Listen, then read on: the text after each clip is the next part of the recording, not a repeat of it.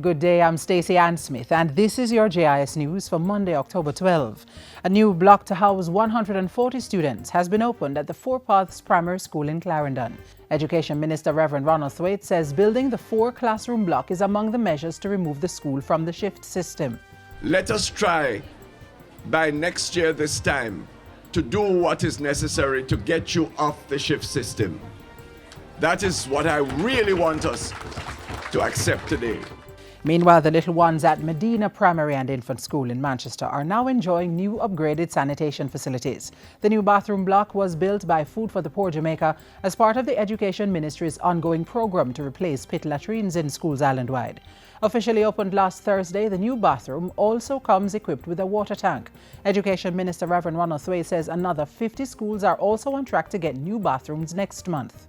The remaining 70, yes, will be replaced. The pit latrines will be replaced, yes, before September morning comes next year. The money put down already. And the Education Minister says he's taking steps to ensure Jamaica's education sector benefits from the £360 million in development assistance for the Caribbean, announced recently by British Prime Minister David Cameron. I put in the paper already to use some of that money to build high schools in Jamaica. If that money is available, yes, we are going to use it, yes, to lift ourselves out of all of the history of the past. He said the first meeting to discuss the proposal will be held this week with the British High Commissioner to Jamaica. When he made the announcement, Mr. Cameron had indicated that £300 million of the money represented cash grants for infrastructure projects in the region. The Southern Regional Health Authority has received a well-needed donation of new beds for hospitals in the region. The donation of 60 hospital beds and mattresses was made recently by Food for the Poor Jamaica.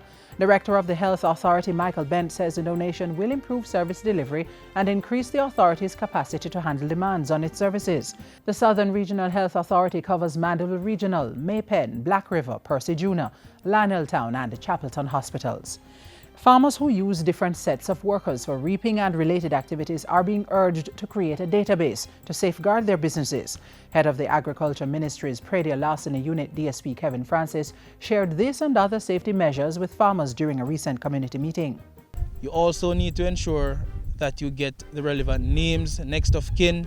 You also need to ensure you have background checks where necessary on the employees that are employed to your operations.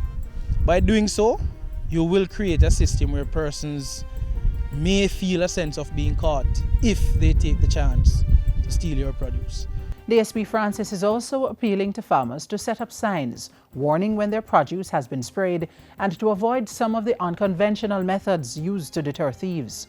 We're saying to farmers, we understand you're trying to protect your property, but be mindful that the very produce that you spike with the nails, the very same produce may be sold to your relative or your children.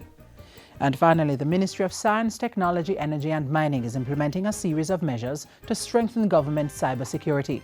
State Minister Julian Robbins says these include cybersecurity sensitization sessions with all management information system officers within government entities. We felt it was necessary to bring the skills of the MIS officers who have responsibility for cybersecurity within the ministries, agencies and departments up to a particular level.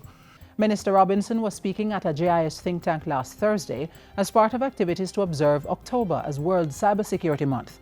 He said the launch of the cybersecurity strategy in January and the appointment of a chief information officer were also helping to secure the country's online space.